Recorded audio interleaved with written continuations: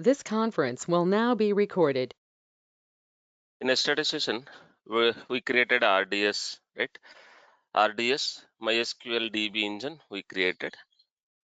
So as of now, we created a RDS in a default VPC. We created RDS in a default VPC with public access type. So we have a default VPC. In the default VPC, whatever subnets you have, right?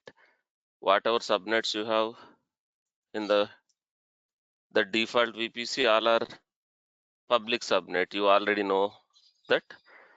And I created the RDS. I created RDS in this default VPC. So in the background, right? This is how it will be, right? I have created a DB multi-aged DB instance, multi-aged DB instance. So there will be a one master, that is primary DB. There will be a standby secondary DB. There will be a standby secondary DB. And to access this one, we got a endpoint. We got a endpoint. So that endpoint is resolving to IP. That endpoint is resolving to IP via one more service there, Route 53, right? So there is a URL. There is a URL, that endpoint. So we can reach that RDS instance via that endpoint, via that URL. So automatically that you know, failover will happen. If something goes wrong with this primary, if something goes wrong with this primary, automatically the failover will happen to the secondary. So it is doing a replication. It is doing a replication. It is replicating the data, right? The primary replication is happening here. It is replicating the data. The primary DB is replicating the data to the secondary. So if even though something goes wrong with primary, so there is a secondary DB. There is a secondary DB, that replication is happening with the data also there. So this failover will automatically happen. We created RDS instance. Let me go to RDS and let me show that. Yesterday we have created already. RDS as a security group. RDS as a security group. RDS as a security group. If you see, I have one RDS instance, one database instance. So this is my database identifier, right? And I have used MySQL. This is the endpoint. This is a public endpoint, right? We enabled publicly accessible access. This is the public endpoint. So this public endpoint can be reached from outside also. So we can reach this one basically from outside also, because it's a publicly accessible domain name. So request goes to this, basically it is resolving to IP, request will go to this, but there is a security group. There is a security group attached to that RDS. You can see the security group. So in this security group, we opened that database port. There is a security group, that is 3306. There is a security group which is attached to that RDS. There is a security group firewall. There is a security group firewall.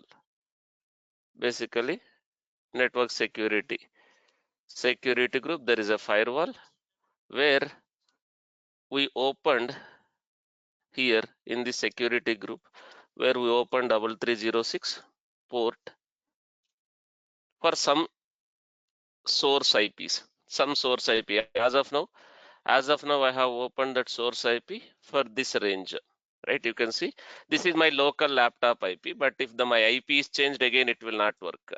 So this is my local laptop IP address. Yesterday we have opened for my local laptop IP address only. This is my local laptop IP. Again, that IP is changed, okay? My local laptop IP is changed, 157.48.114.221. But here it is different IP. So my application, now I am trying to deploy one application I'm trying to deploy one application. My application I am running in a local laptop. Basically, I am trying to deploy the lab, you know, in a local laptop, my local development purpose. I'm using one laptop, right? So this is my MacBook. This is my MacBook. In my MacBook, right? My local laptop, a local system, basically, local laptop, which is part of different network, which is part of different network. Here I am going to deploy my application, some application, Java based application or whatever, some application. I'll run application. I'll run some application, some application. Okay. So let's say I'm trying to deploy some application here. So I will run my application code here. It's a Java based web API, Spring Boot, basically Spring Boot REST API application I have developed, and that application will internally talk to the database. So let me show that code. So yesterday, right, I have taken some sample code, but that time it was taking a lot of time to build. So we stopped in between. We stopped in between. Let me show that code. This is my code. This is my code, Java based code. This is my Java based code. Developers will develop this code, right? You already know this concept. The Java developers will develop these APIs. It's an application programming interface developed using Java. So they are using some framework, Spring Boot framework, and MySQL drivers to connect to the Java applications to connect to the MySQL. They are using some database drivers, right? And for that application, for the application, we need to pass the database details, where exactly the database is running, where exactly the database is running. And we provided this endpoint, this RDS endpoint. We have this RDS as a URL.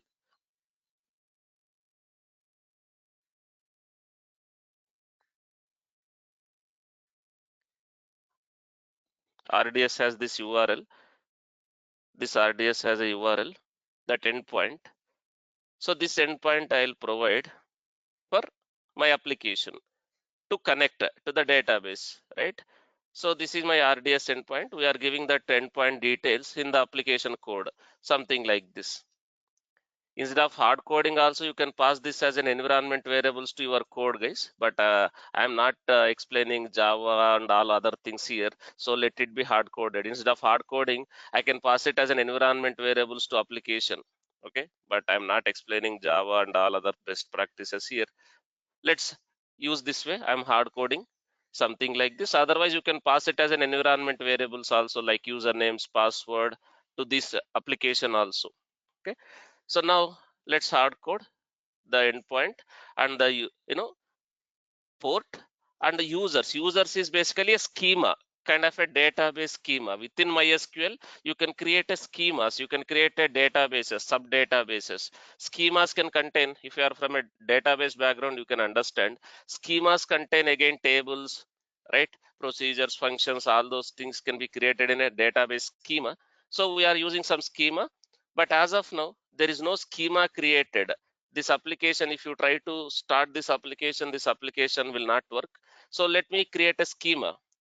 So I can connect to the database using some other tools also. If you have a MySQL CLI, MySQL client, MySQL CLI also, you can execute some MySQL commands to connect to the MySQL, and you can create a schema by executing some commands, queries. Otherwise, we can use this MySQL workbench. Yesterday, as I asked you to create a RDS instance and I asked you to create connect to that RDS instance using Workbench. Are you guys able to do that? Do you have Workbench installed just to connect to the database and see the tables, schemas, all those things, right? So I installed yesterday. Let me connect to that MySQL Workbench because I need to create a schema. So in real time, who does all these things, right? Creating a schemas, tables, all those things, the database administrators. The database administrators does this. So let me connect to the RDS instance. You can go to this database. You can go to this connect to a database. You can provide your RDS URLs, passwords, all these things. If I try to connect, it may not work because security group problem, right? I already shown. So my laptop, this my work was, this SQL workbench is installed in my local laptop only. As of now, is my local laptop is able to reach that RDS IP address in the background and that port 3306. You can see they are giving some error. This RDS also not, this make sure this RDS is working, like a connection is there, because there is a problem with the firewall, right? So my local laptop IP address is this. My local laptop IP address is this, and the security group in which the RDS is used, the RDS security group, there is no, I have not opened for that range.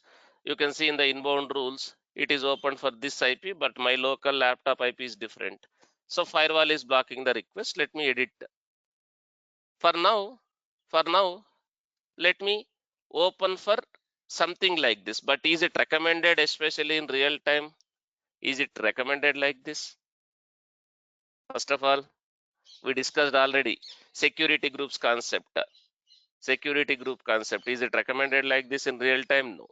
So real time, open the whatever ports which is required for whatever sources.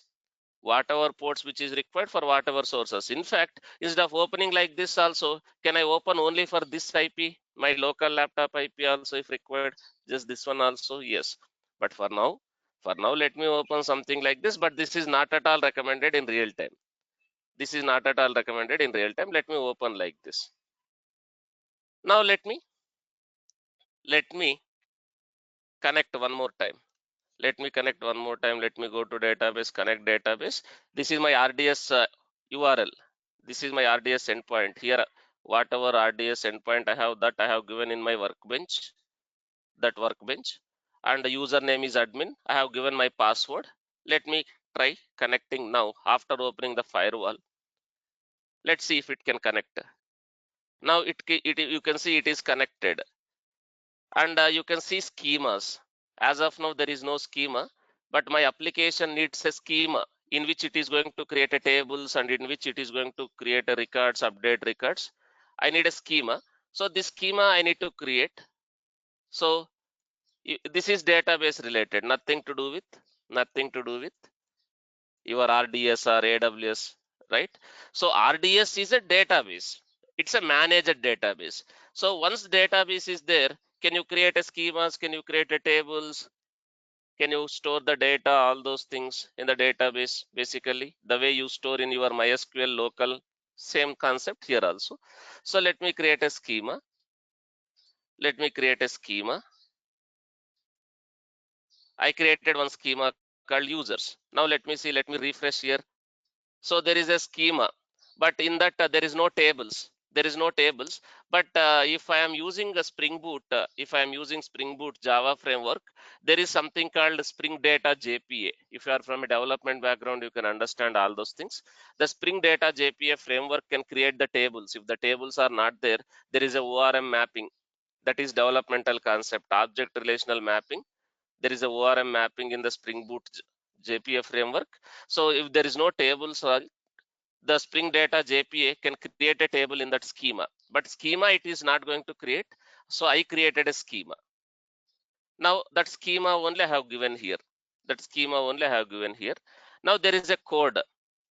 There is a code. This is Spring code. I given database URL, my username, my password like this. And there is a code. There is APIs. There are REST APIs developed using Spring Boot framework where I can get all the users from the users table, and I can create a users using REST API. And this API is internally calling to the database using Spring Data JPA framework. It is calling to the database to create, update all these records. Now let me build this application. This is a Java based application. This is a Java based application, Spring Boot application. Let me build this application. Let me build this application. So let me build this application. Guys, I am using one editor, right? Developers also will use this editor. Developers also will use these editors. So this is, I'm opening a integrated terminal like a command prompt. So I am going to execute mvn clean package. It's a Java based Spring Boot application. I'm creating a jar file and I'll deploy that jar file. But within this application, there is a code. I am passing the database details. Is this application will connect to the RDS instance to create and update and retrieve the data, whatever I am going to insert basically via that APIs? Yes. This is nothing to do with Terraform. This is nothing to do with AWS or RDS. This is one application. Why we are creating a database basically? For your applications to maintain the data. So the database is managed database. So if the database is managed by AWS, right? Does the developers and administrators can focus on the other things instead of they worry about installing the database, patching the databases, right? Managing the hardware replication. They no need to worry. So who is managing the database now? AWS.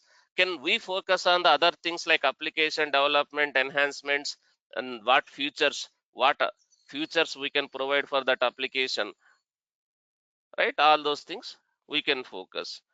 Now I created a jar file. I created a jar file. Now this is a Java-based Spring Boot application. So there is a embedded Tomcat also. You right, let me run this jar file like this. I am running the jar file. In my local laptop I have Java installed. I have, sorry,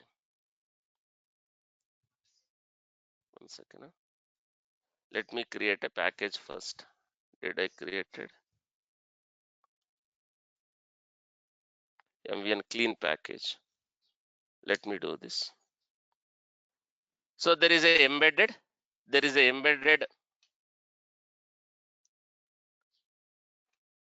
Tomcat. So I am creating a jar file. Then I will run that jar file so that application will be started. That application will talk to the database. That application will talk to the database. 1 second. It is saying no sources to compiler. 1 second.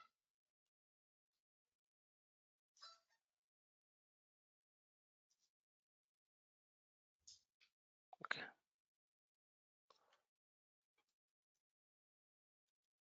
Let me run this application, demo application,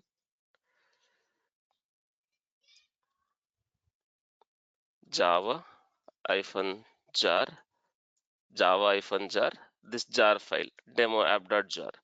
Now I'm deploying that jar file, right? So application is getting started. So application is internally connecting to the RDS because we have given RDS details. We have given RDS details that application is able to talk to the RDS. Basically, RDS is nothing but a MySQL database.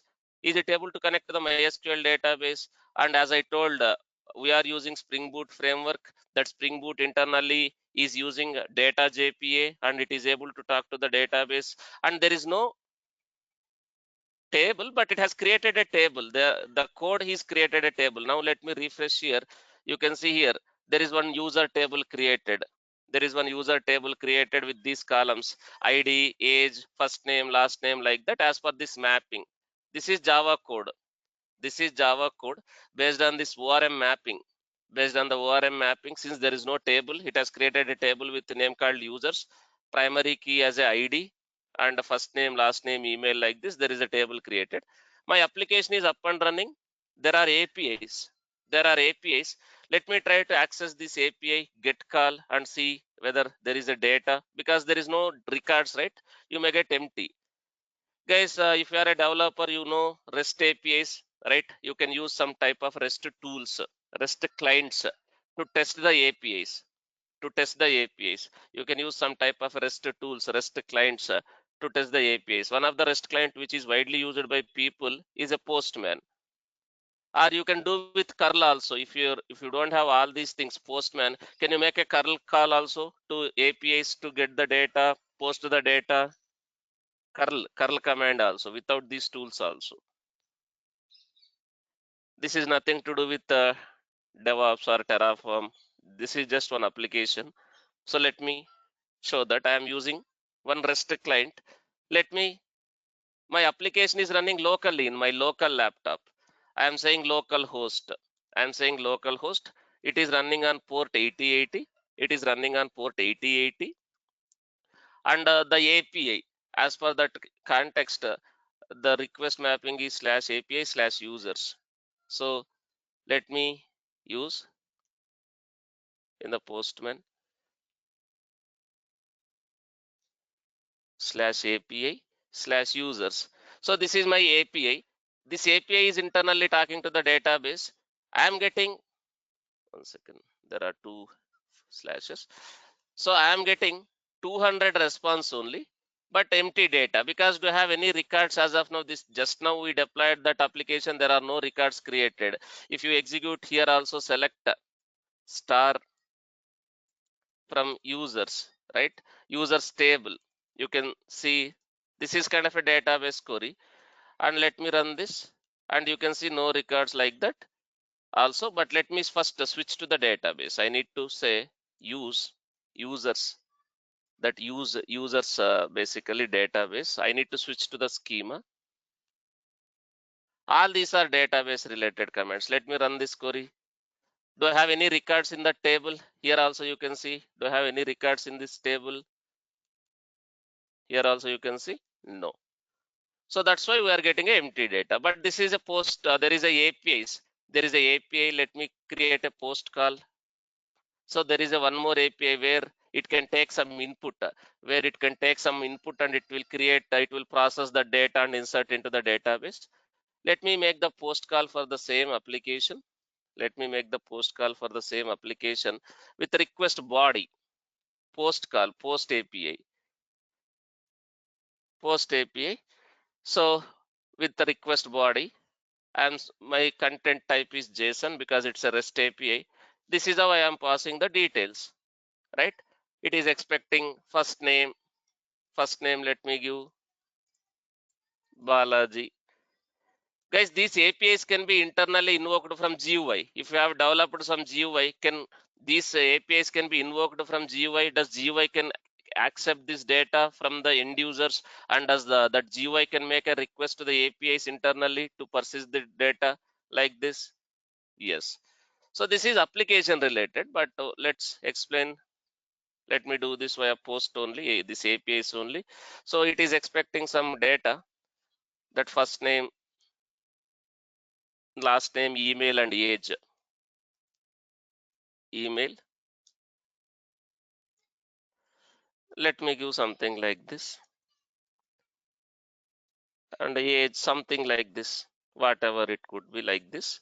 Let me give. This is a post call. I am passing the data in a JSON format.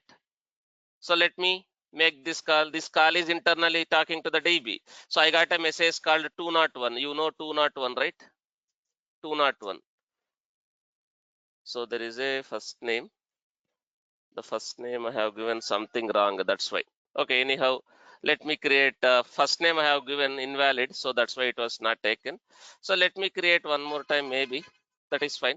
Two times I have created, two records are there. If you go to the database, now let me run this query. Let me run this query again.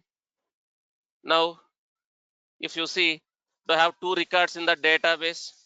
Do I have two records in the database because I created two times?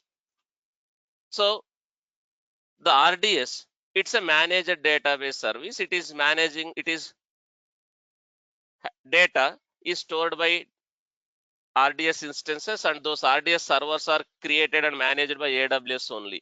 Do we need to worry about the availability, scalability, performance, replication, failover, all these things? Now, to run the database, if I go with RDS, no. So this is a managed database. Now let me make a get call also to, let me get the get call also to see whether it is able to fetch the data. Is it able to fetch these records from the RDS instance? Yes. So this is application, but it is You need to know application also, right? Databases will internally use applications.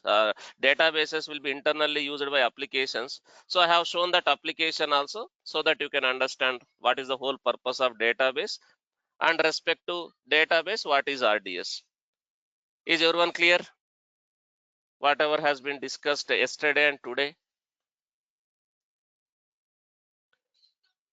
Now this is not correct way in real time, because in real time you are not going to create in a public subnet, right? If it is public subnet, if you come to know about these details, if you also come to know about these details, right? My RDS endpoint, my RDS URL, you know, and my username password, you know, will you guys able to accept or tamper my data?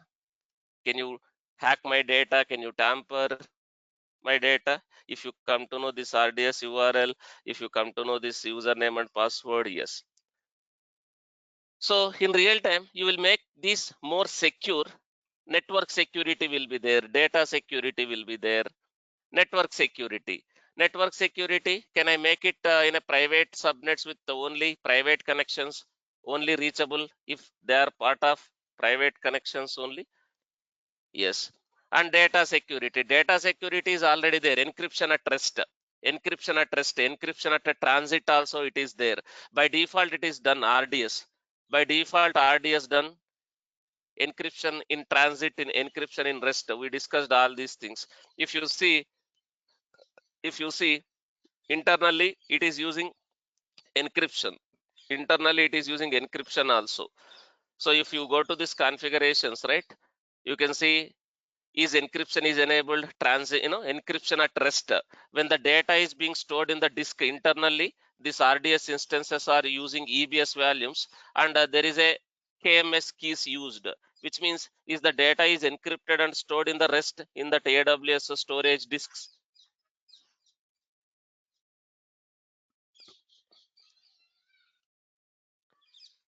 Yes, and also there is a encryption in transit. They are using some kind of a SSL certificates also. They are using some kind of a SSL and TLS certificates in the background to do the encryption in transit. There is a security. There is automated backups. There is automated backups while creating it has been created automatically. Automated backups is the backups are being taken care by AWS. You can see every day it is creating a backup, right? Multiple times you can see this time there is one backup, this time one more backup, like that. If required, you can restore from this backup. You can just click on restore, it will restore the data from this backup also. Automated backups is there, security is there, all these things. But if you have to create in a private subnets, you need to create something else. I will show you quickly. And people is asking what is parameter group. Guys, anyhow, let me explain quickly. Parameter group is nothing but some default configurations for your MySQL. When you configure MySQL, if you guys are database admins, there are a lot of settings you need to make to set up the database.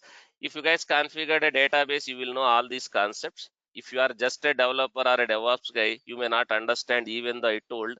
So when you configure database, you have to pass lot of options to the database process, right?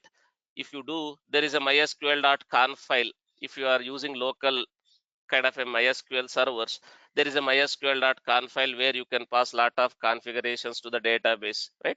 So this parameter group is like a what parameters you are passing for creating the database, but a lot of default parameter groups are there. Lot of default parameter groups are created already by RDS. So this RDS is using this default parameter group.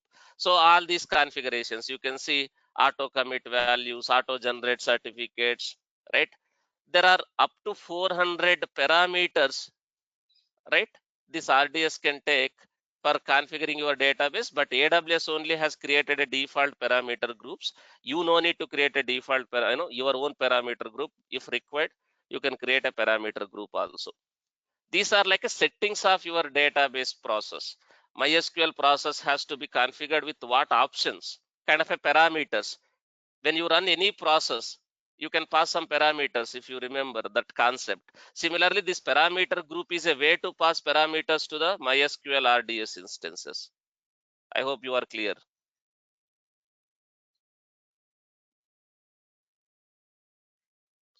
But you should be a database admin to understand what is this, what is this, what is this, right? These are like a parameters. Just to tell you, when you guys configure Tomcat, are you guys doing something in the settings file like a server.xml? When you guys configured Nginx, are you doing some kind of a settings or configuration in nginx.conf file? Similarly, when you create a RDS also, you can pass some parameters, you can pass some configurations to the RDS instances using this parameter group. But you no need to create a parameter group. Already there are a lot of default parameter groups also there. But who created these default parameter groups for each and every database engine? AWS. Okay. So let's come back to our concept. But this is not the secure way of doing. This is not the secure way of doing, but because I have created in a public subnets with the default VPC. So let me demonstrate, guys. They are going to charge too much. They are going to charge too much. So once your practice is done, I recommend you to delete. So let me stop my application now because I am going to delete the database also. Let me stop my application. I press just Control C to stop the application. Application is down. So let me delete the database. Guys, in real time, you are not going to delete, but here I am deleting because I want to avoid the charges. So let me execute delete. And again, this delete also, there is a deletion protection has been enabled. The way in AWS EC2 have instance protection enabled, right? Auto terminate instruction protection enabled. So you can't terminate unless until you uncheck that one. That's what they're saying. You can't delete this database, modify the database and disable the delete protection so that you can delete. So let me select this modify. Can we do modify access to private? No, no. Basically, you can't make it modify access to private because it is created in a public subnet. It is created in a public subnet, right? You can't move, but let me delete and recreate because I am explaining this is how you created, but in real time you are not going to do all these things, right? In real time you are not going to simply create in a public subnet and again move it to the private subnet. You know what you are doing. Here I am explaining the concepts. That's why I have done like this. In real time, you know what is your network security requirements, what is your data security requirements, right? You know all the use cases, all the requirements you need to create as per that. For now, let me this, in the last unselect this one. Let me delete. I don't want to apply this in a maintenance window. Let me apply in a immediately. Again, maintenance window, it will take some time.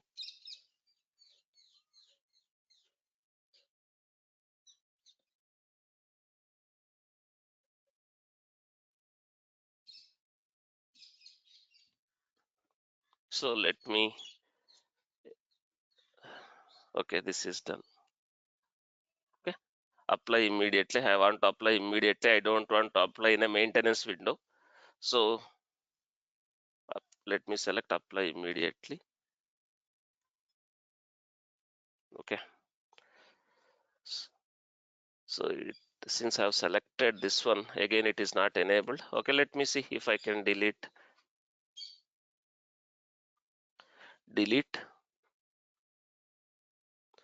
So I am saying delete me to delete the database.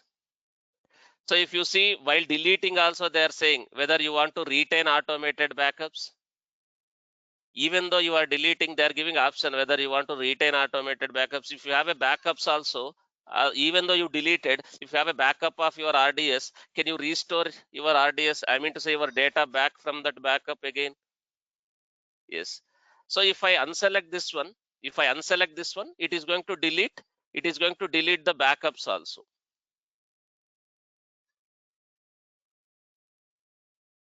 I don't want to do anything.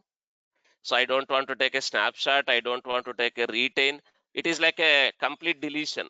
I don't want to take a last snapshot before taking. I don't want to retain any backups. So I am acknowledged that I am aware what I am doing. I am saying that is fine. I don't want to have any backups. I don't want to have any final snapshot before deleting.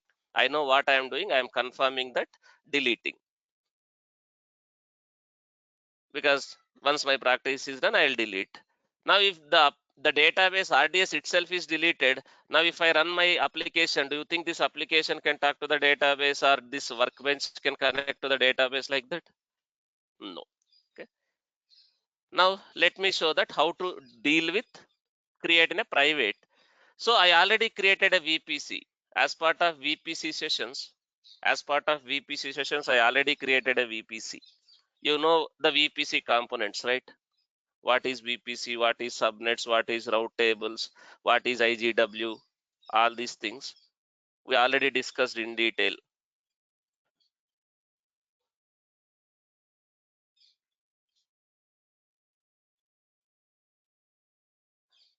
right? Let's say I already have a VPC. I already created a VPC. As part of the VPC session, I have explained, right? I created a VPC. There is a VPC. There is a VPC. VPC has a, I created 4 subnets. I created one VPC with the name called demo VPC. I created a VPC called name called demo VPC. So within the demo VPC, I have some subnets. And basically I have planned my subnets in this way. I have planned my subnets in this way. So I have some availability zones, right? In that region, VPC is a regional level service, and within that VPC there is a subnet. That subnets are created in availability zone. So while creating a VPC, I have given some range, CIDR range 10.0.0/24. This is my CIDR range, and within this VPC, I have some subnets in AP South 1A. There are some subnets in AP South 1B. There are some subnets. I hope you guys created all these things when I explained VPC, right? So here I have some subnets. How many subnets I planned? How many subnets I have planned last time? 4. 4 public subnets. Public subnets. 2 public subnets. 2 private subnets. 2 public subnets. 2 private subnets. 2 public subnets, 2 private subnets. Now public subnets is required. For what purpose public subnets is required? If I want to make my applications available or accessible via internet, suppose I am going with ELB to expose my application, do I need a public subnets that for ELB to create? Yes. And from internet, does end users can reach this load balancer? And let's say this load balancer, let's say your application servers are hosted in a private subnet. Your application servers, let's consider this is your application server, let's say EC2. This is your application server which is hosted in a private subnet like this. Does this load balancer can reach the route the request to the application server? You know, the listener, target groups, all these concept. So there is a listener, that listener will listen the request and it will forward the request to these application servers. Now let's say this is a 3-tier application.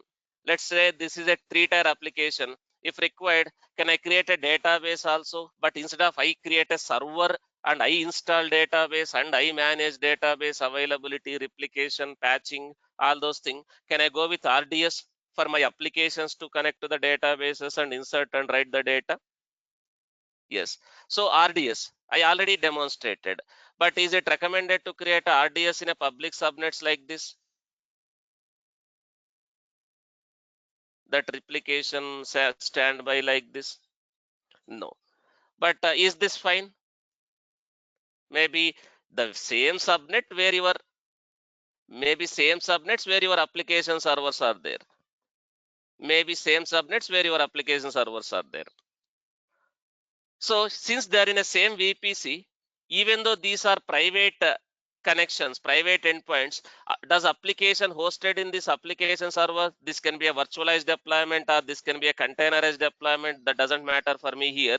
So does this applications hosted in these servers as a containers or maybe directly virtualized deployment, does these guys will be able to talk to the database via that endpoint,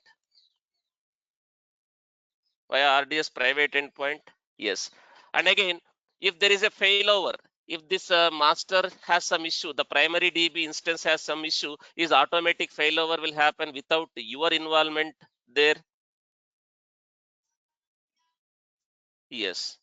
So do we have a database highly available, scalable, automated backups, auto storage? If your database instances is running out of storage, basically RDS, there is automated storage. We enabled auto scaling of the storage, right? Like that.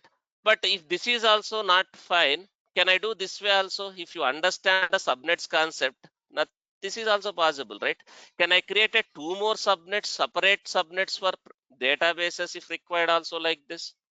Two more subnets like this, two more private subnets like this, two more private subnets like this, only for databases, only for database, RDS.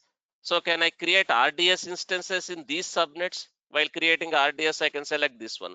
But even though it is a separate subnet, but still, is this servers can talk to the this RDS again? Because they're in the same VPC, right? Local, private. Is this possible? Yes. Now, this is how a typical three-tier architecture works. This is how a typical three-tier architecture works.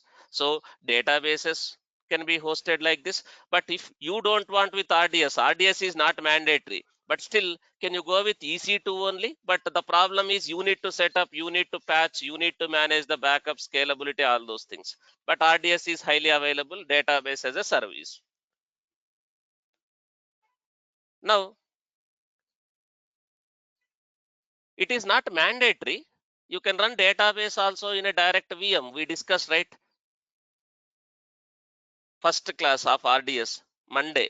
So it is what are the challenges or what how you can run database also. You can run database in EC2, but you need to do the patching, all those things.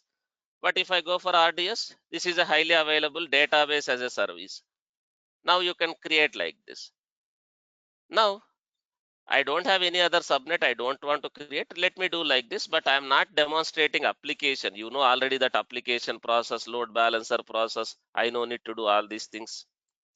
I'm just explaining RDS concept. Can I create a RDS like this because I don't have two more private subnets also? Fine. I can do like this also. But let me do that. Let me do that. I already have a VPC. I created a demo VPC with this CIDR range. This is my VPC ID. This VPC has a IGW. This VPC has a IGW, and this VPC has the subnets. Let me filter with VPC ID. How many subnets are there for that VPC? You can see total 4 subnets. And there is a route table. There is a route table. Demo VPC public route. Here I have a route to the IGW. Here there is a route to the IGW. These two subnets are associated. That's why I'm calling these two as a public subnets. There is a one more route table. There is no route to the IGW. There is no route to the IGW. These subnets are associated with that route table. That's why I'm calling this as a private subnets. But I created a NAT. I created a NAT instance. So the private servers can still talk to the internet one-way direction. This is VPC concept. Now, am I good to create a RDS instance as per my architecture, as per my requirement like this now?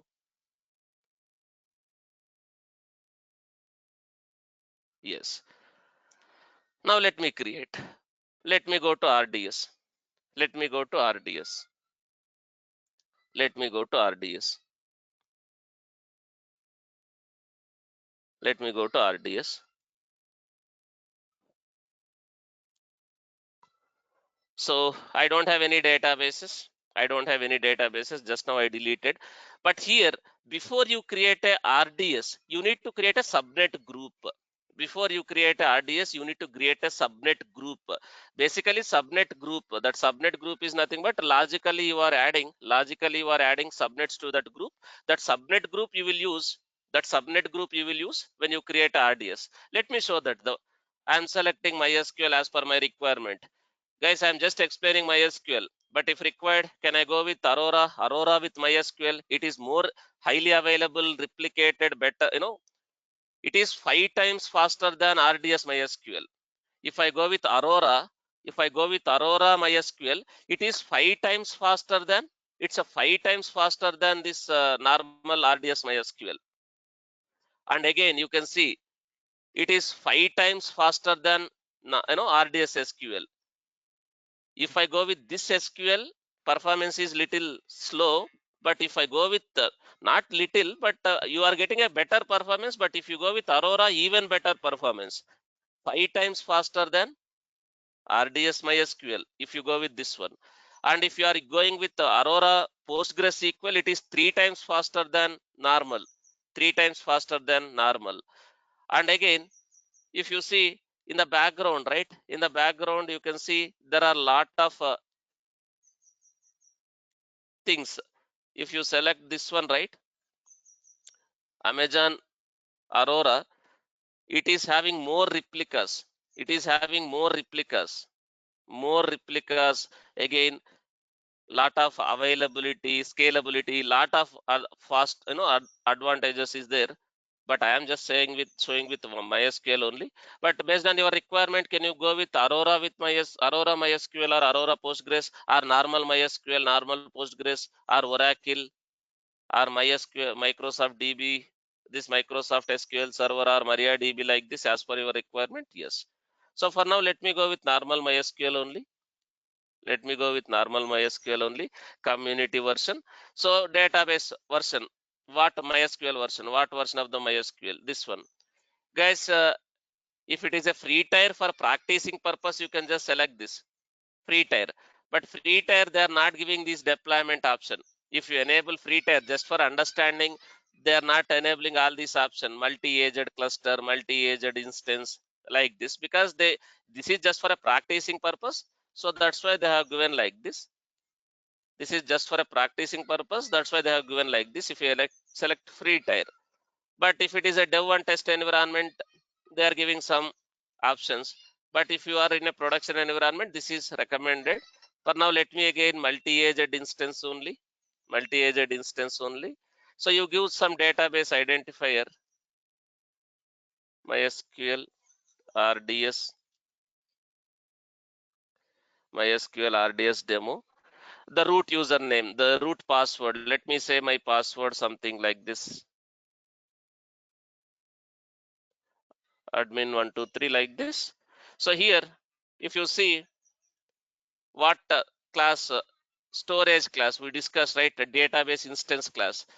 What type of instances you need for database instances? I am just selecting very less, very less kind of a configurations for practicing purpose.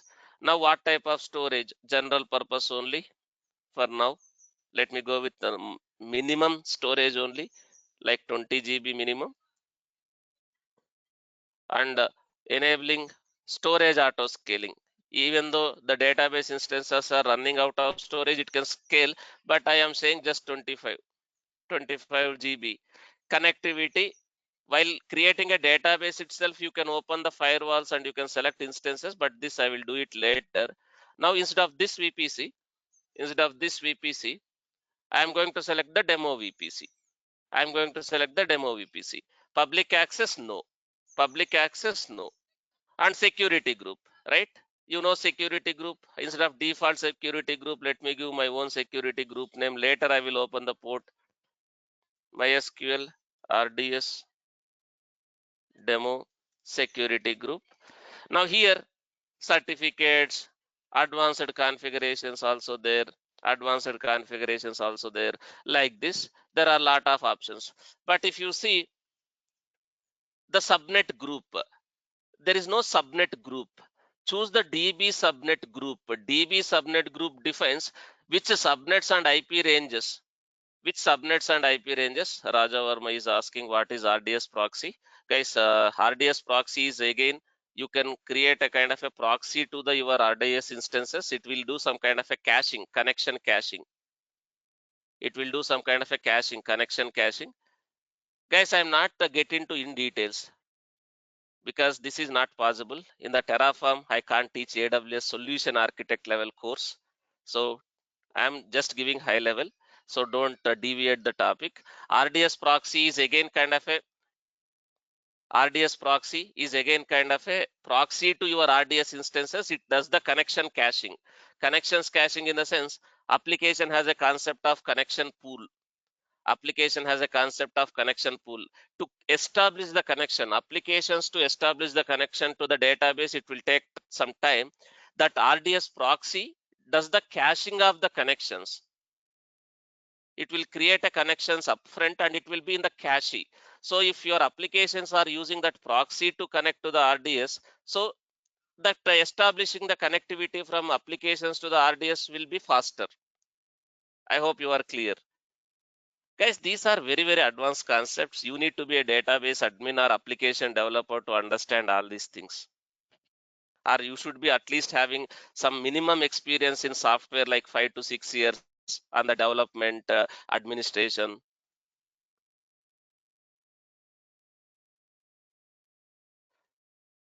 So now let me go with this option. If you see here, there is no database subnet group. So database subnet group, the database subnet group defines which subnets and IP ranges, the database instances can use in that VPC. So under which subnets your database instances you need to select, but there is no subnet group already created. So I can create a subnet group first. Then I will come here. So let me go back, or maybe let me duplicate, but they have not given refresh option. So let me go back. I will come from the beginning because I want to show that option. Without creating a subnet group, that will not show here. So that's why I shown like this. Now let me create a subnet group first, then I'll come to RDS again.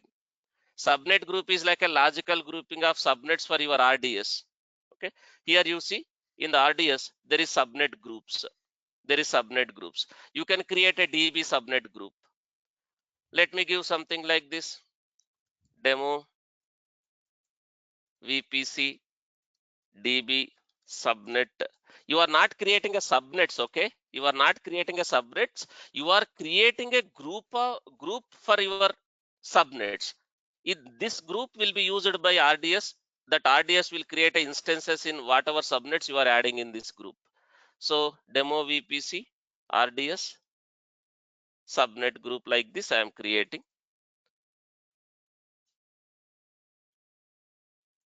Some description: subnet group for RDS. Under which VPC? Demo VPC. So here you have to select what availability zones. I have only 1A, 1B, but you select only the subnets, private subnets here. Private subnets. If you don't know what are the private subnets, you can go to the VPC in one more tab. You can see what subnets are added into the IGW route. Those are public subnets. Don't select that public subnets. So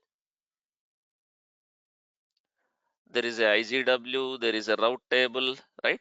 So here in the public route table, there is a route to the IGW, and I will not select these subnets. I will not select these two. So I will not select the subnet which is ending with 656 and 657, F6 and 57. I will not select because these are public subnet. I am selecting these two. These two. So these two are private subnets. These two. In this range and in this range, we have some subnets. These are private subnets. I'm selecting those two. So I'm not selecting these two because these are public subnet. This range and this range is public subnets because there is a route to that subnets in the IGW. So let me select these two. I'm just creating a logical grouping of subnets. Then while creating RDS, I can use this subnet group. So let me go back to database, this dashboard. Let me create a database. Let me create a database.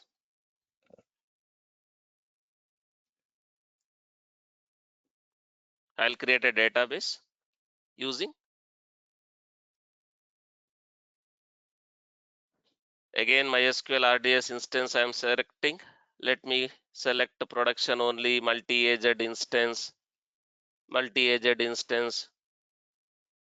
RDS demo private DB, something like this. My root username, root password, and let's select whatever database instance class, basically the capacity of your database instances. And let me select minimal storage. I don't want to get lot of charges. This is just for practicing understanding. Let me go with only 20 GB allocate. If you don't want storage auto scaling, you can uncheck this one. So if you uncheck this one, if your database servers are almost using 20 GB, does your RDS can write any new data to that disks? Basically, the database will internally use disk. If the disk is full, the storage is full, does RDS can write your data to that disks internally used by your RDS instances? No. So that may fail. But is it good to select option in real time? Because scaling is required, right? Auto scaling in the storage also for your databases. In real time, it is good to select. If you want to select, you can select with whatever max threshold.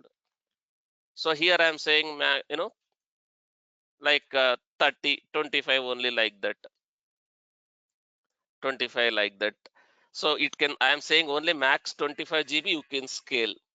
And connectivity, now I will select demo VPC. And if you guys see, this time, do I see this group, whatever subnet group I have created? I have not created a subnets, understand. I just created a subnet group, DB subnet group, logically added the subnets to that group. I can select this one, public access, no. Security group, let me create a new security group, or you can select existing one also. Demo VPC something, RDS private security group, something like this. Now I am going with all other default options. All other default options. You can see you can use automated backups, retention period, what keys has to be used, right? Monitoring, right? And also in the additional configurations, you can see initial database name. Suppose you don't want to connect using MySQL workbench and create that schema while creating a database itself, right? I can do something like this also. So initial database name, if I give users, is that schema will be created the way I created in the workbench, right? That will be done while doing this one itself.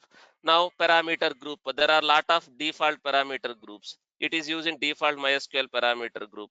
And enable automated backups. If I don't want this one, is AWS will take the backups automatically if I unselect this one? No, but this is recommended. And again, backup window. Do you have any preference at what time you have to take the backups? Do you have any preference whether you want to take at midnight at 12 o'clock, like that, or maybe early morning, or maybe late evening? So do you have any preference at what time backup has to be taken, and within how much time it has to take the backup, right? If you don't give preference, does AWS will apply some default preferences, right, randomly? Yes. So you have all these options. Based on your requirement, you can customize all these things. Okay. So if there any minor versions upgrade, do you have any preference or maintenance window? Enable, delete, protection, all these things like this. Now I am creating a schema also while creating a database. In the advanced configuration, I enable this advanced configuration, additional configuration. So here I am giving users, this user schema has to be created. Now let me create a database. This is a private database. Now this will get one endpoint. If I use that endpoint in my local laptop, application deployed in my local laptop, do you think that application can connect to this RDS for creating the data, or getting the data, or updating the data? No. But if I connect to the same network, maybe other networking concepts. We discussed networking concepts, site to site VPN, direct connect, or maybe client server VPN, client server VPN. If there is a VPN client in my local laptop and there is a VPN server URL in the network, if I connect to that VPN, again, is that possible? Like once you go to office, you can connect. Once you come to home, you can't connect like that. Otherwise, you have to be connected to the VPN like that. That is networking concepts, okay? That is networking concepts. But as of now, there is no private connections. There is no private connections from my local laptop. So will I able to reach this database from my local laptop directly? No. But if my application is hosted, maybe in the same applications also hosted in your VPC like this. If that application is hosted in this VPC, in this subnet also, private subnet, does this application can talk to this database instance via endpoint?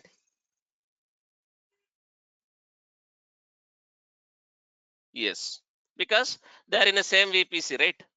They are in the same VPC, right? Same VPC, right? So that is how it work. Let me show that. Let me wait for that database to become ready. I'll try to connect via workbench. It will not work. I'll try to connect via workbench. It will not work. Let me show that.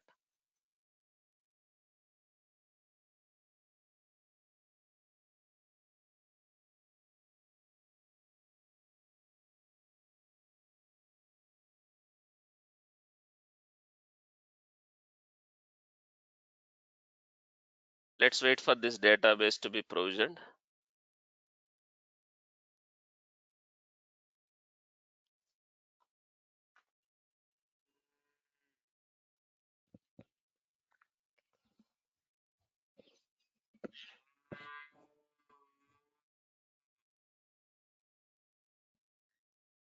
You are getting a lot of technical things in the Terraform course. Huh? When I planned this course, I didn't thought I am going to explain this much extent, really. So since you guys already know something, so I thought of explaining some advanced concepts also. When I planned this Terraform course, actually I was not planned like these all these technical things I'm going to explain, like application to talk to RDS, because I was thinking I will focus only on database, like just that service. But since you guys already know, let me spend some time here.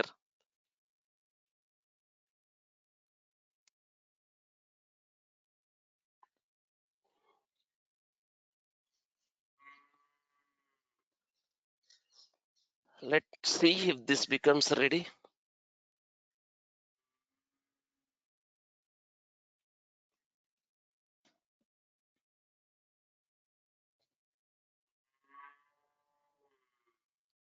This is still getting created. Initially it will take some time, right? Your database might take few minutes to launch.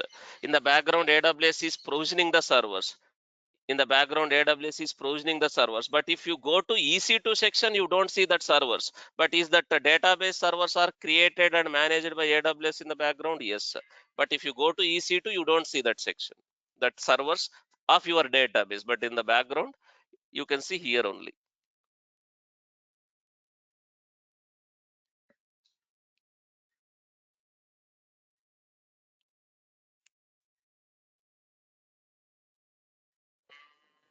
So it is still getting created. But meantime, let me do one thing. Let me deploy that application in a private server of the same VPC. So let me deploy that application in the private server of the same VPC. So I'm going to create one application server. I'm going to create one application server in that same VPC, but in a private subnet. In a private subnet, the real way you are going to do. Guys, I am doing a virtualized deployment, but if required, can you do containerized deployment also? That is nothing to do with the Terraform or AWS, okay? So can you create that application as a container image, and can you build the container image for that application, and can you deploy that application as a container if required in a Kubernetes? Application can be deployed in a Kubernetes, and the application can talk to the RDS endpoint also if there is a connectivity. So I am not explaining all those Dockers, Kubernetes concepts here. So let me create one simple application server by taking Red Hat AMI, and in that VPC, I'm going to deploy this application server. Let me create a server in this VPC, demo VPC. So private subnet, I'm going to create in a private subnet so that you can feel the real way of working. So let me create in a private subnet. So let me create a server first. Later I will install the required softwares. But since this is a private server, for installing required softwares or for deploying my application, will I able to SSH to this server directly? You already know, because there is no private connection from my local laptop, I can't SSH. What concept I can use? The Jumpbox or Bastion host for now. That Jumpbox is nothing but one public server. One public server. So I don't have any public server in that VPC. I deleted everything. Let me create one public server just to SSH to the private server. Just to SSH to the private server. Just SSH to the private server. So let me create one more server. Let me tag this as a jump box. Let me tag this as a jump box or jump server. Let me create in the same VPC. Let me create in the same VPC, but a public subnet.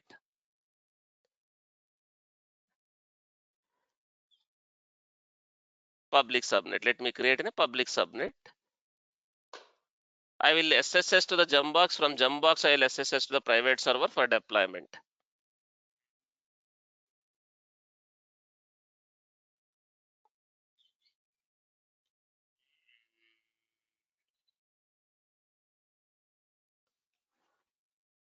Someone was asking in the demo, sir, can you explain three-tier architecture? Can you take some application with three-tier architecture? I'm taking this one only, but there is no GUI. I'm just demonstrating via API. So load balancer to application server. Application servers will internally contact databases for inserting and reading the data. So let me do that. So let me connect to this jump box. From jump box, I will SSH to the private server. From my local laptop, I can't directly reach.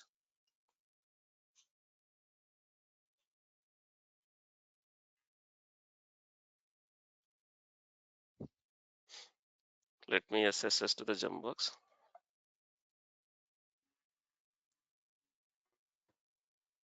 From here, I'll SSH to the private server, but I don't have that PEM file. Without PEM file, I can't SSH. Let me get that PEM file manually. I have PEM file in my local laptop. Let me open that PEM file and create the content of the PEM file. So let me take this. Let's save this. chmod 400, this PEM file. Now from here, let me SSH to the private server using that private IP, that application server.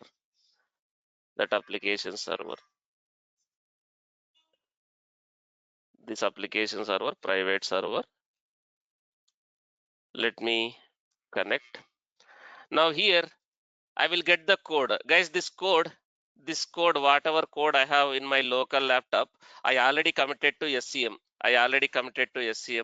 Right? So let me push the latest code again. I have modified something.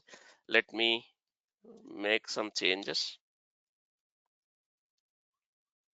I have modified some changes in my local laptop.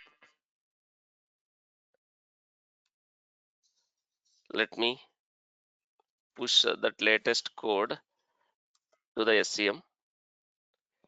Now I have that code in the SCM. I maintained that code in my own GitHub just for demonstration purpose. So I'll clone this code. Where is that code? Let me go to repositories. This one. So this code, right? Let me clone this code into that private server. Guys, I am just explaining the application standpoint. I am not explaining in a CI/CD standpoint. I am just explaining in an application standpoint. I am not explaining CI/CD standpoint. Okay. So in real time, you have a pipelines. That pipeline will create application packages, deployments, all those things. But for now, I'm just manually doing everything.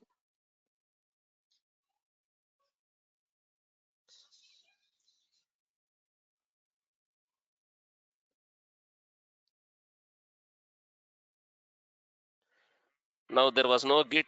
I installed Git. Let me clone that code. Let me go inside that application. I will build, but Maven is required because it's a Java based application. Maven is required. There is no Maven. Let me install Maven also.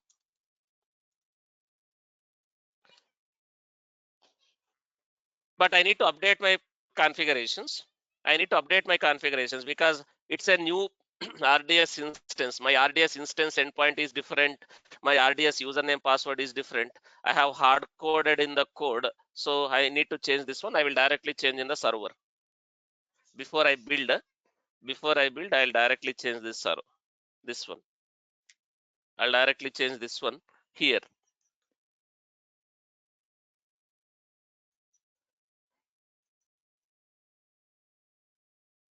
So let's wait for that to happen.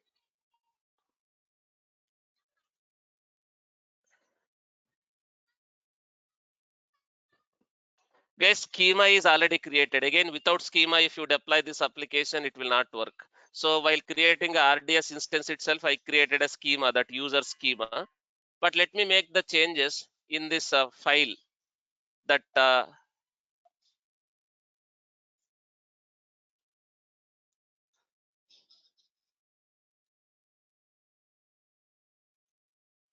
so here there is one file.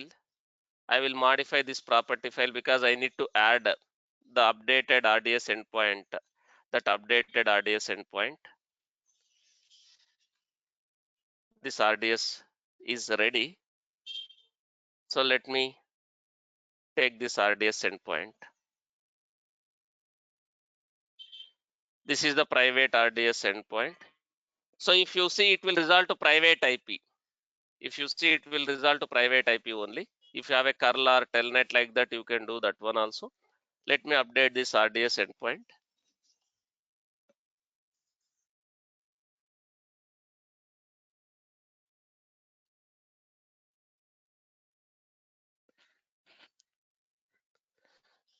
This developers will do.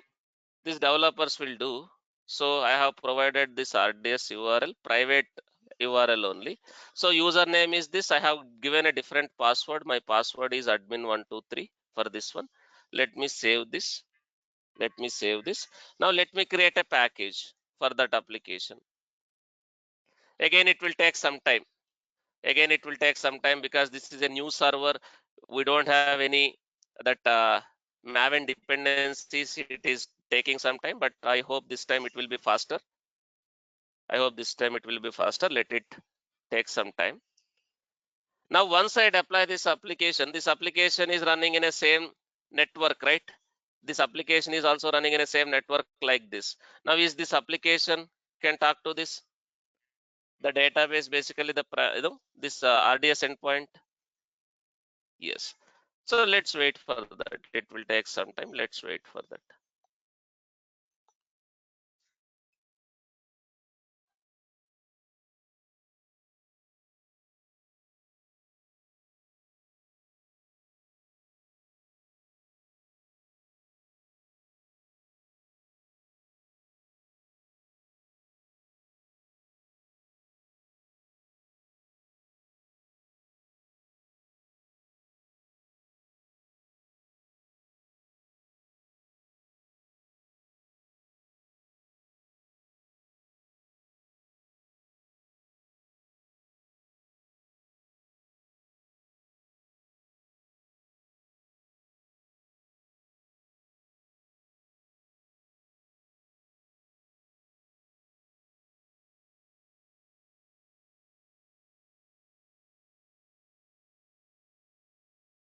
It will take some time.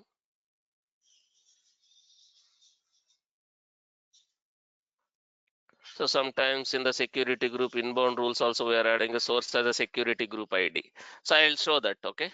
So suppose your EC2 instance, this is your application server. This security group ID, the security group ID. Your application server has the security group ID. This security group ID can be given as a source in other location like RDS, which means if the request is coming from the server or service where this security group is used, then also it will allow. Instead of giving IP as a source, you can use security group ID also as a source, which means if I use this security group ID as a source in the security group of RDS, right, wherever this security group is used, if the request is coming from that system or that service, also the firewall will allow.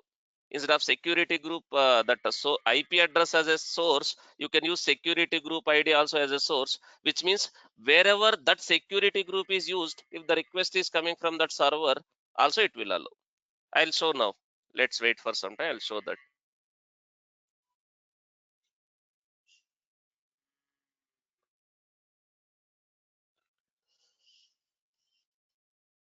Let's wait for that application to build. Now application is package is created successfully. The jar file is created. Now I modified the code, but still if you see, if I deploy my application, it may not work. It may not work because of the firewall. Let me show that. Java-jar, that demo application I am deploying. Now it may say connection refused or connection failed like that because there is a firewall. I have not opened that port. If you guys, while creating a RDS, it has created some security group, but the port is not opened. When application is trying to contact that RDS, the firewall is blocking the request. So this application will not start. You can see it will fail.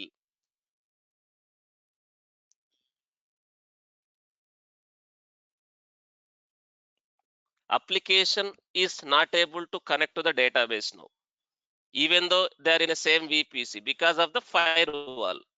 Now, if you see that application is not able to start, it is saying unable to connect, connection timed out, socket timed out, or connection timed out. What could be the reason? Because of the firewall, that port is not opened for this source. If you go to RDS, this is the security group used in that RDS. This is the security group used in this RDS. In this security group, in the inbound rule, is that 3306 is open for this IP where my application is hosted. Is it open for this range or this IP where I am trying to host my application? No. So that's why it is not allowed. Let me edit this. Let me edit this inbound rules. So if required, I can open for some range. If required, I can open for some range. Can I open for that whole VPC range in whatever the whole VPC range like this? In that VPC, wherever my application is hosted, that doesn't matter for me. Then will it allow now if I open like this? Yes. Now coming to your question, Arvind. Coming to your question, sir, sometimes you will use security group ID, right? Let's say this is your application server. This application server security group ID is this. This application server security group ID is this. So let me keep a note of the security group ID. Now, if required, in that RDS, right? RDS also has a security group. RDS also has a security group. Here, I will give this application server security group ID as a source ID. What does it mean? Wherever that security group is used, right? The source ID security group, wherever it is used, if the request is coming from that servers, also it will allow. So instead of giving like this, right? Instead of giving like this also, instead of giving like this also, right? IP as a range, right? Instead of giving like this also, what you can do, let me edit this inbound rules again, the database security group. Here, I can give this security group ID, this security group ID, this security group ID, like this also. So something like this, security group ID. It will allow wherever it is used, wherever it is used. But this is not applicable for RDS basically. This is not applicable for RDS. Okay. But if you use other normal EC2 instances, it will applicable. Now let me give only this one, custom range for this one, something like this. Now let me create a rule.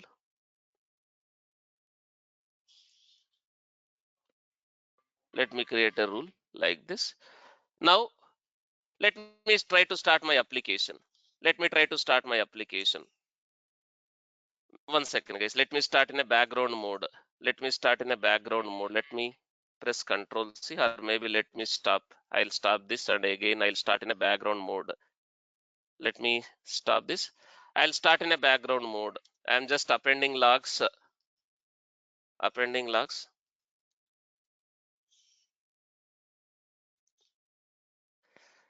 and using ampersand. This is, I hope you know what do you mean by this. I'm just starting in a background mode. So now my application process started. My application process started. You can see this application is started, and it is a Java based web application, API only. There is a, it is listening on port 8080. It is listening on port 8080. So let me use curl with localhost, because this is a Linux server. Curl with localhost 8080 slash API slash users slash API slash users. I am getting 200 response, but empty data. I am getting 200 response with empty data because I don't have any data, because this is a new database, right? Now let me make a curl request with a post call. I can make a curl request with post call also, guys. Something like this. I can make a curl request with post call also. Let's say something like this. I can do this curl with the post. But let me update here, localhost only, localhost only, localhost only. Let me use -v option, -v option. So I'm trying to create a record like this, post call. So because this is a Linux server, now I got a 200 response. One record is successfully created, 201. Again, let me do the get call. Let me do the get call. Let me do the get call. Now, am I getting the data which is stored in the database? That is private database. Yes. But from my local laptop, can I reach the database by connecting to the private endpoint? Can I use that private endpoint here from my local laptop? Can I reach that RDS from my local laptop? No. From my local laptop, I can't reach that private endpoint because it's resolving to private IP. Private IPs are non-reachable, non-routable in the internet. Private IPs are non-reachable, non-routable in the internet. Let me show that.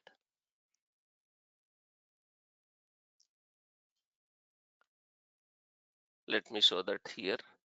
I am taking this endpoint and the username is admin.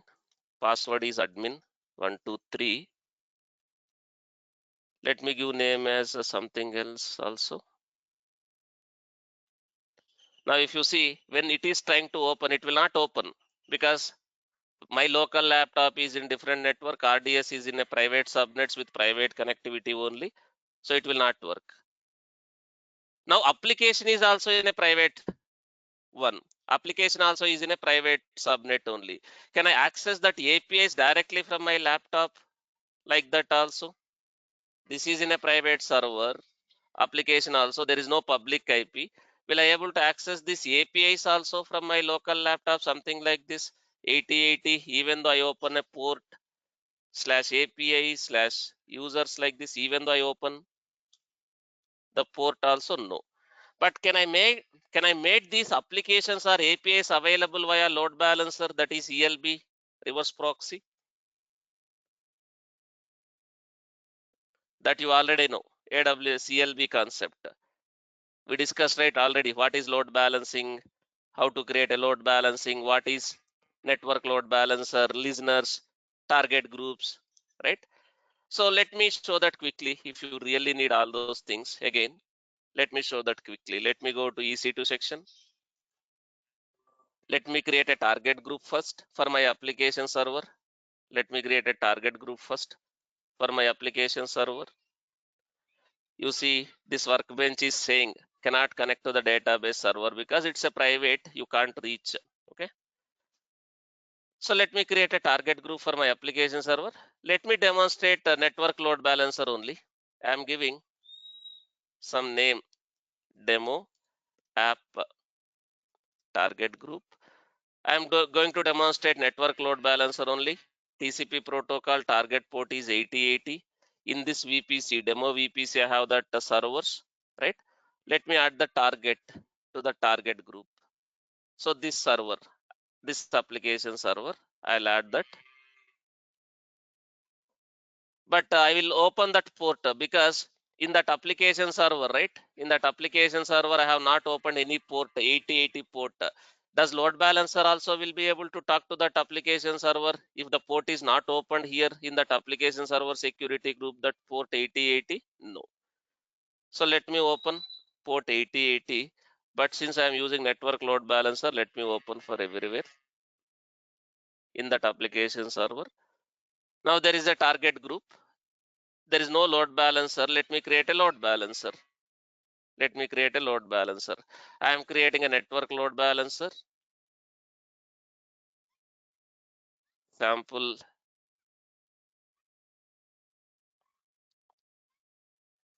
app, sample app NLB, internet facing in this VPC.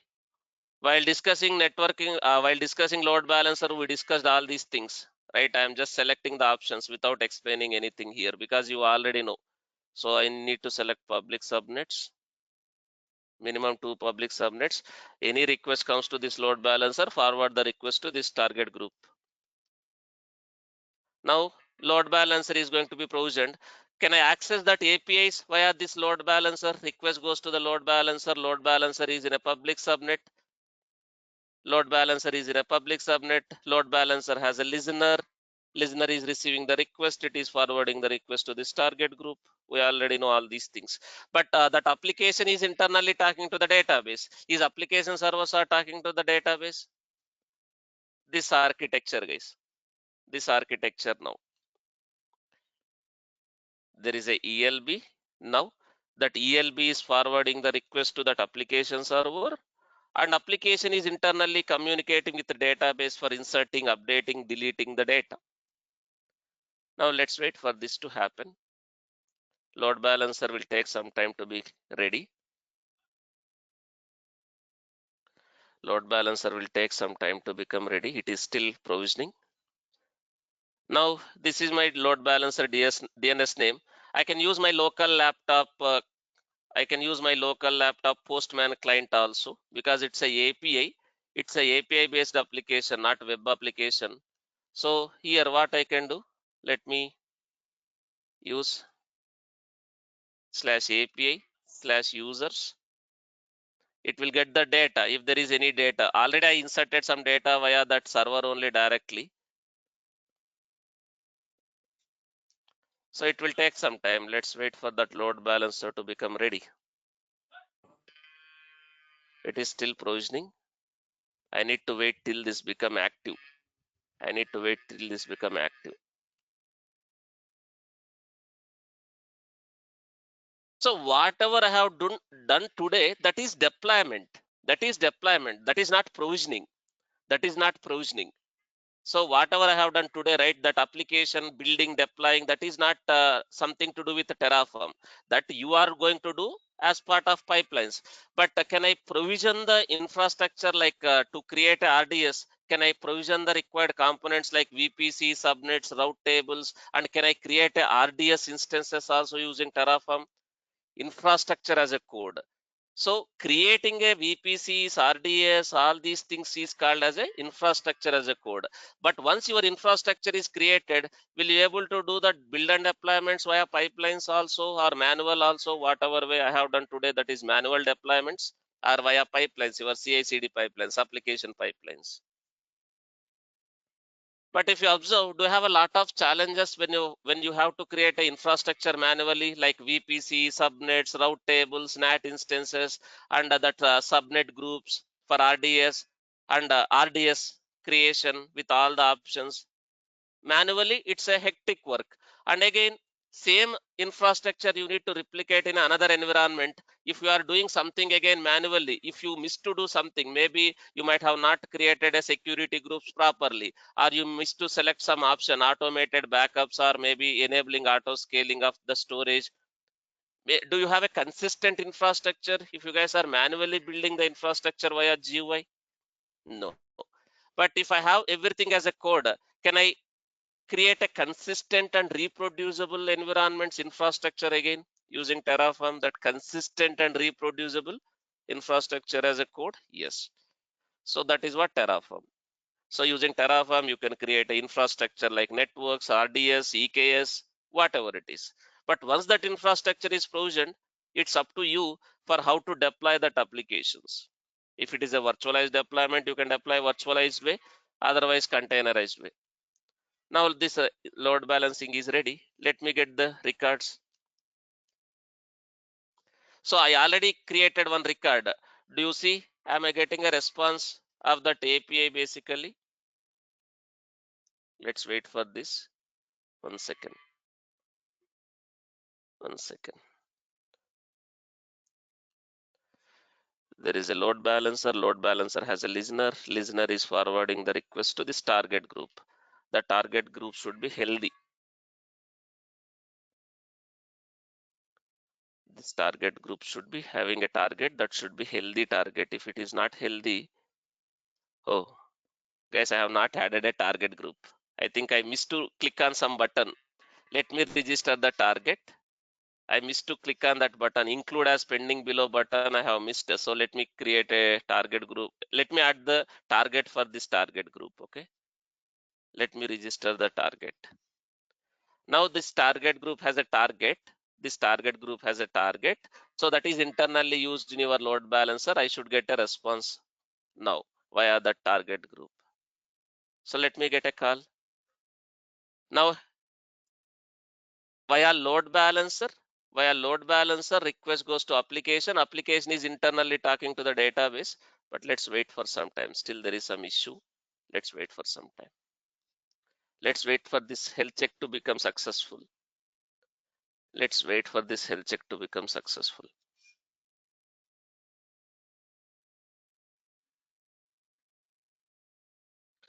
It is performing the health check, right?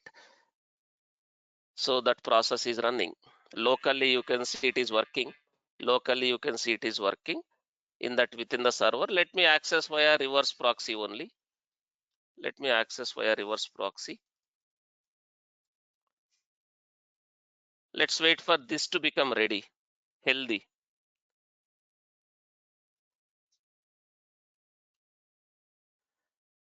This target group, it is healthy as per the health check settings. As per the health check settings, it will take some time.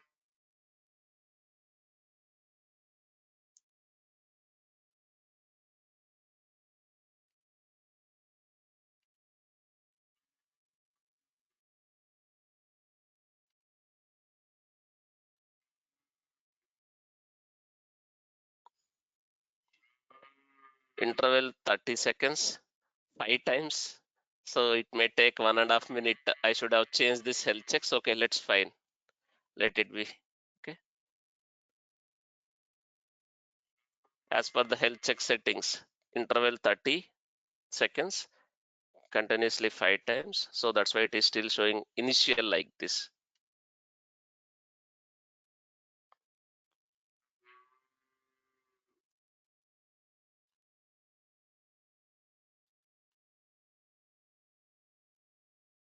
Now do you see?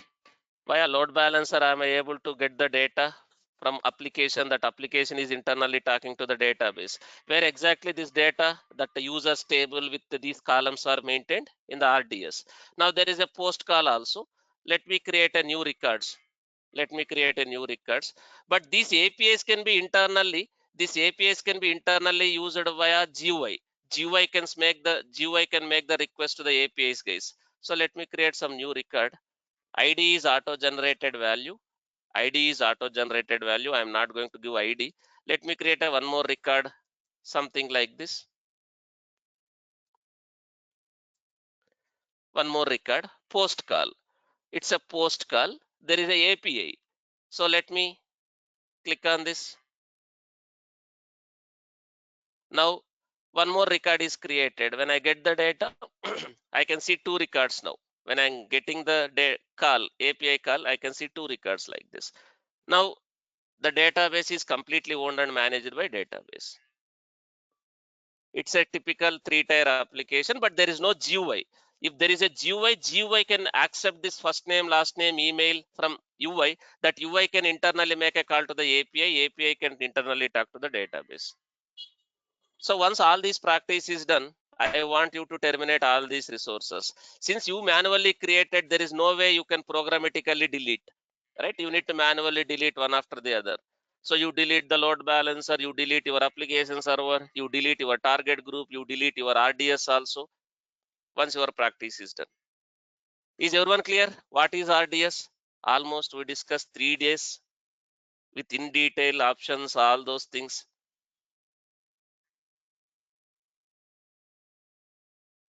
Understand the concept. You don't need to practice all these things, but understand RDS. At least create a RDS and connect via Workbench and see what it does. So tomorrow I will continue with another service called DynamoDB. In AWS, there is one more service called DynamoDB. It's a key value database, kind of a classified as a NoSQL database. DynamoDB. So it's a classified as a NoSQL database, key value database. So tomorrow I will explain this DynamoDB service. Thank you guys. That's it for today. I'm stopping the session here. I'll continue tomorrow, but make sure once your practice is done, terminate your load balancers, your application servers, your RDS, everything. Otherwise, charges will be applicable.